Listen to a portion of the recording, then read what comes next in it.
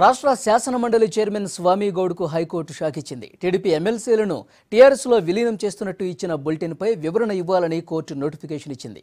Party మారిన 5 TDP ఎమ్మెల్సీలకు కూడా notification ఇచ్చింది.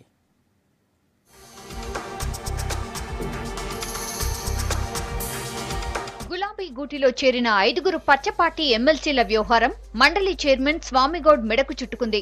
పార్టీ మారిన ఎమ్మెల్సీలను టీఆర్ఎస్ లో విలీనం చేస్తూ స్వామిగౌడ్ ఇచ్చిన బులెటిన్ పై వివరణ ఇవ్వాలని హైకోర్టు నోటీస్ ఇచ్చింది. పార్టీ మారిన 5 ఎమ్మెల్సీలు బోడకుంటి వెంకటేశ్వర్లు, బాలసాని లక్ష్మీనారాయణ, పట్నం నరేందర్ రెడ్డి, గంగాధర్ గౌడ్, ఎండి సలీం కు కూడా నోటీసులు ఇచ్చింది హైకోర్టు. స్వామిగౌడ్ బులెటిన్ రిలీజ్ పై హైకోర్టులో పిటిషన్ వేశారు ఆ పార్టీ ఎమ్మెల్సీ అరికెల నర్సారెడ్డి. చైర్మన్ రాజ్యాంగ వ్యతిరేకంగా వ్యవహరించారని కోర్టులో వాదించారు.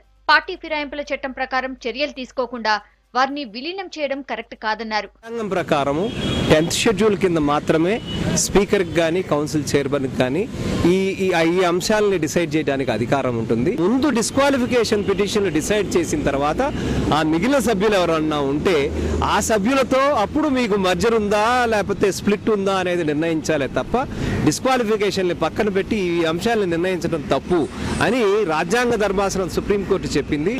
దాని మీద స్పందించిన కోర్టు వారు ఇమ్మీడియట్ గా ఈవెన్ మండలి చైర్మన్ స్వామిగౌడ్ గారికి అలాగే తెలుగుదేశం ఎమ్మెల్సీలు ఎవరైతే టీఆర్ఎస్ లో జాయిన్ అయిన 5 ఉన్నారో వాళ్ళందరికీ కూడా నోటీసులు జారీ చేయటమైంది. అధికార పార్టీలో చేరిన ఎమ్మెల్సీల పదవీకాలం మరో నెల రోజుల్లో ముగియనుంది. వారి పదవీకాలం ముగియక ముందే కోర్టు తీర్పు రావాలని టీడీపీ నేతలు కోరుతున్నారు. కోర్టు ఇచ్చిన నోటీస్ కు మండలి చైర్మన్ స్వామిగౌడ్ ఎలాంటి వివరణ ఇస్తారన్నది ఇంట్రెస్టింగ్ గా మారింది.